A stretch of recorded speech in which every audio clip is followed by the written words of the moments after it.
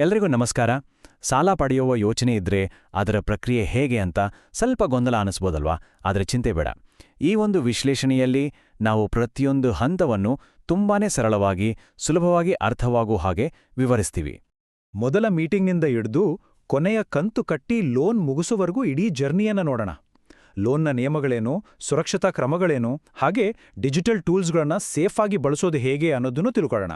ಹಾಗಿದ್ರೆ ಬನ್ನಿ, ಮೊದಲ ಮತ್ತು ಅತಿ ಮುಖ್ಯವಾದ ಸಭೆಯೊಂದಿಗೆ ಶುರು ಮಾಡೋಣ. ಮೊದಲಿಗೆ ಅತ್ಯಂತ ಪ್ರಮುಖವಾದ ಸಭೆಯ ಬಗ್ಗೆ ಮಾತಾಡೋಣ. ಅಂದ್ರೆ ನಿಮ್ಗೆ ಲೋನ್ ಹಣ ಕೈಗೆ ಸಿಗೋ ದಿನ. ಹಾಗಿದ್ರೆ ಲೋನ್ ಮಂಜೂರಾದ ದಿನ ಬ್ರಾಂಚ್ಗೆ ಹೋದಾಗ ಅಲ್ಲಿ ಏನಾಗತ್ತೆ? ಇದು ಸಾಮಾನ್ಯವಾಗಿ ಎಲ್ಲರ ಮನಸ್ಸಲ್ಲೂ ಬರುವ ಪ್ರಶ್ನೆ. ಬನ್ನಿ, ಇದಕ್ಕೆ ಉತ್ತರ ಏನು ಅಂತ ನೋಡೋಣ. ಇದು ಬಹಳ ಮುಖ್ಯವಾದ ನಿಯಮ ನೋಡಿ. ಸದಸ್ಯರು ಮತ್ತೆ ಅವರ ನಾಮಿನಿಗಳು ಇಬ್ರೂ ಯಾಕೆ ಹಾಜರಿರಬೇಕು ಅಂದ್ರೆ ಎಲ್ಲವೂ ಪಾರದರ್ಶಕವಾಗಿರಬೇಕು ಅನ್ನೋ ಕಾರಣಕ್ಕೆ. ಇದರಿಂದ ಸಾಲದ ಪ್ರತಿಯೊಂದು ನಿಯಮವೂ ಕುಟುಂಬದ ಎಲ್ಲರಿಗೂ ಸ್ಪಷ್ಟವಾಗಿ ಅರ್ಥ ಆಗುತ್ತೆ. ಇದು ಮುಂದೆ ಬರಬಹುದಾದ ಯಾವುದೇ ಗೊಂದಲವನ್ನ ತಡೆಯುತ್ತೆ. ಎಲ್ಲರ ಹಿತದೃಷ್ಟಿಯಿಂದ ಇದೊಂದು ಒಳ್ಳೆ ಸುರಕ್ಷತಾ ಕ್ರಮ ಅಂತಾನೆ ಹೇಳ್ಬೋದು. ಸರಿ, ಈಗ ಎಲ್ಲರೂ ಒಂದೇ ಕಡೆ ಸೇರಿ ಎಲ್ಲರಿಗೂ ವಿಷಯ ಸ್ಪಷ್ಟವಾದ್ಮೇಲೆ ಸಾಲದ ಒಪ್ಪಂದದ ಮುಖ್ಯ ವಿವರಗಳ ಕಡೆ ಗಮನ ಕೊಡೋಣ. ಇಲ್ಲಿ ನೆನ್ಪಿಟ್ಕೋಬೇಕಾದ ಒಂದು ಮುಖ್ಯವಾದ ಪಾಯಿಂಟ್ ಏನಪ್ಪಾ ಅಂದ್ರೆ, ಈ ಸಾಲದ ಹಣವನ್ನ ಯಾವುದೇ ಉದ್ದೇಶಕ್ಕೆ ಬಳಸೋ ಹಾಗೆ ಇಲ್ಲ.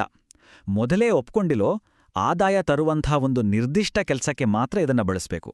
ಉದಾಹರಣೆಗೆ ಸಣ್ಣ ವ್ಯಾಪಾರ ಶುರು ಮಾಡೋಕೆ ಅಥವಾ ಕೃಷಿಗಾಗಿ.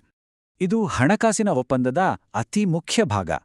ಹಾಗಾಗಿ ಬನ್ನಿ, ಸಂಖ್ಯೆಗಳನ್ನ ಇನ್ನಷ್ಟು ವಿವರವಾಗಿ ನೋಡೋಣ. ಈ ಟೇಬಲ್ನಲ್ಲಿ ಪ್ರಮುಖ ಸಂಖ್ಯೆಗಳಿವೆ ನೋಡಿ.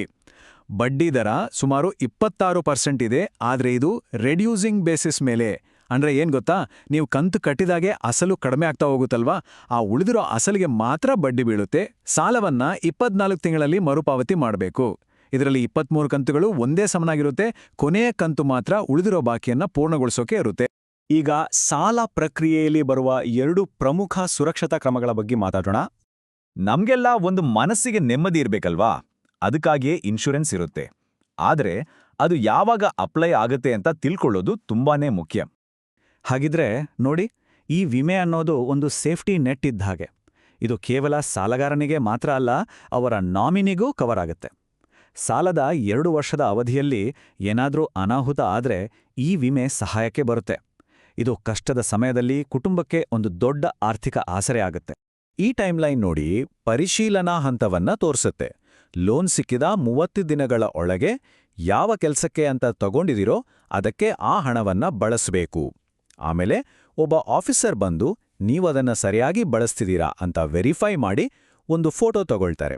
ಸರಿ, ಸಾಲವನ್ನ ಅದರ ಉದ್ದೇಶಕ್ಕೆ ಬಳಸಲು ಶುರು ಮಾಡಿದ ಮೇಲೆ ನಮ್ಮ ಗಮನ ಮರುಪಾವತಿ ಕಡೆಗೆ ಹೋಗ್ಬೇಕು.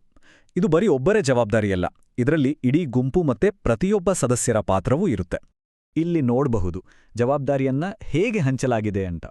ಸೆಂಟರ್ ಲೀಡರ್ ಇಡೀ ಗುಂಪಿನ ದಾಖಲೆಗಳನ್ನ ನೋಡ್ಕೊಂಡ್ರೆ ಪ್ರತಿಯೊಬ್ಬ ಸದಸ್ಯರು ತಮ್ಮ ಕಂತನ್ನ ಸರಿಯಾದ ದಿನ ಸರಿಯಾದ ಸಮಯಕ್ಕೆ ಕಟ್ಟೋದು ಅವರವರ ವೈಯಕ್ತಿಕ ಜವಾಬ್ದಾರಿ.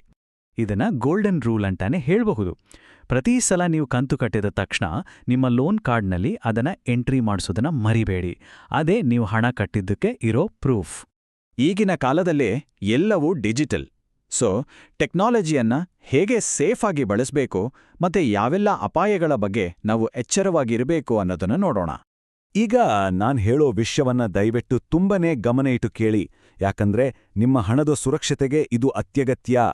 ಇಲ್ಲಿರೋ ಮುಖ್ಯವಾದ ಪಾಠ ಏನಪ್ಪಾ ಅಂದ್ರೆ, ಎಲ್ಲಾ ಪಾವತಿಗಳು ಕಂಪನಿಯ ಅಧಿಕೃತ ಚಾನೆಲ್ ಮೂಲಕನೇ ಆಗ್ಬೇಕು.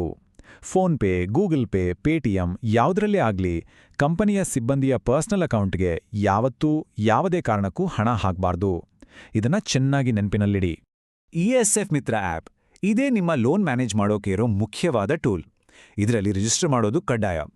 ಕಂತು ಕಟ್ಟೋಕೆ ಇದೇ ಸುಲಭವಾದ ದಾರಿ. ಏನಾದ್ರೂ ಡೌಟ್ಸ್ ಇದ್ರೆ ನೇರವಾಗಿ ಬ್ರಾಂಚ್ಗೆ ಕಾಂಟ್ಯಾಕ್ಟ್ ಮಾಡಿ, ಅವರು ಸಹಾಯ ಮಾಡ್ತಾರೆ. ಸರಿ, ಈಗ ಕೊನೆಯ ಹಂತಕ್ಕೆ ಬಂದಿದ್ದೀವಿ. ನೀವು ಸರಿಯಾಗಿ ಕಂತು ಕಟ್ಟೋದ್ರಿಂದ ನಿಮ್ಮ ಭವಿಷ್ಯಕ್ಕೆ ಹೇಗೆಲ್ಲ ಉಪಯೋಗ ಆಗುತ್ತೆ ಮತ್ತೆ ಲೋನ್ ಹೇಗೆ ಕ್ಲೋಸ್ ಮಾಡೋದು ಅಂತ ನೋಡೋಣ. ನೀವು ಟೈಮ್ಗೆ ಸರಿಯಾಗಿ ಕಂತು ಕಟ್ಟೋದು ಯಾಕೆ ಅಷ್ಟು ಮುಖ್ಯ ಗೊತ್ತಾ? ಯಾಕಂದ್ರೆ ನಿಮ್ಮ ಪ್ರತಿಯೊಂದು ಪೇಮೆಂಟ್ ಕೂಡ ಕ್ರೆಡಿಟ್ ಬ್ಯೂರೋ ಅನ್ನೋ ಸಂಸ್ಥೆಯಲ್ಲಿ ರೆಕಾರ್ಡ್ ಆಗುತ್ತೆ. ಇದರಿಂದ ನಿಮ್ಗೊಂದು ಒಳ್ಳೆ ಫೈನಾನ್ಷಿಯಲ್ ರೆಪ್ಯುಟೇಷನ್ ಬಿಲ್ಡ್ ಆಗತ್ತೆ. ಭವಿಷ್ಯದಲ್ಲಿ ನಿಮ್ಗೆ ಬೇರೆ ಕಡೆ ದೊಡ್ಡ ಲೋನ್ ಬೇಕು ಅಂದ್ರೆ ಈ ರೆಕಾರ್ಡ್ ತುಂಬಾನೇ ಸಹಾಯ ಮಾಡುತ್ತೆ. ಸರಿ, ಒಂದು ವೇಳೆ ನಿಮ್ಮತ್ರ ದುಡ್ಡು ಬಂತು, ಅವಧಿಗಿಂತ ಮುಂಚೆನೇ ಲೋನ್ ಪೂರ್ತಿ ತೀರಿಸಬೇಕು ಅನ್ಸಿದ್ರೆ ಅದು ಸಾಧ್ಯನಾ? ಹೌದು, ಖಂಡಿತ ಸಾಧ್ಯ. ಆದರೆ ಅದಕ್ಕೊಂದು ಸರಳವಾದ ಪ್ರೊಸೆಸ್ ಇದೆ. ನೀವು ನೇರವಾಗಿ ಬ್ರಾಂಚ್ಗೆ ಹೋಗಿ ಈ ಕೆಲಸ ಮಾಡಬೇಕು. ಯಾವುದೇ ಏಜೆಂಟ್ ಅಥವಾ ಮಧ್ಯವರ್ತಿಗಳನ್ನು ಸಂಪರ್ಕಿಸೋಕೆ ಹೋಗಬೇಡಿ. ಎಲ್ಲ ವ್ಯವಹಾರಗಳು ನೇರವಾಗಿ ಬ್ರಾಂಚ್ನಲ್ಲೇ ನಡೆಯುತ್ತೆ. ಹಾಗಿದ್ರೆ ಈಗ ನಿಮ್ಗೆ ಲೋನ್ ಶುರು ಆದಾಗನಿಂದ ಮುಗಿಯೋವರೆಗಿನ ಇಡೀ ಪ್ರಕ್ರಿಯೆ ಸ್ಪಷ್ಟವಾಗಿ ಅರ್ಥ ಆಗಿದೆ ಅನ್ಕೋತೀನಿ. ನೆನ್ಪಿಡಿ, ಈ ಸಾಲ ಅನ್ನೋದು ಕೇವಲ ಹಣ ಅಲ್ಲ, ಇದೊಂದು ಅವಕಾಶ, ಒಂದು ಟೂಲ್. ಪ್ರಶ್ನೆ ಇಷ್ಟೇ, ನಿಮ್ಮ ಆರ್ಥಿಕ ಭವಿಷ್ಯವನ್ನ ಚೆನ್ನಾಗಿ ರೂಪಿಸ್ಕೊಳ್ಳೋಕೆ ಈ ಅವಕಾಶವನ್ನ ಹೇಗೆ ಬಳಸ್ಕೊಳ್ತೀರಿ? ನಮ್ಮ ಜೊತೆ ಸೇರಿದ್ದಕ್ಕೆ ಧನ್ಯವಾದಗಳು.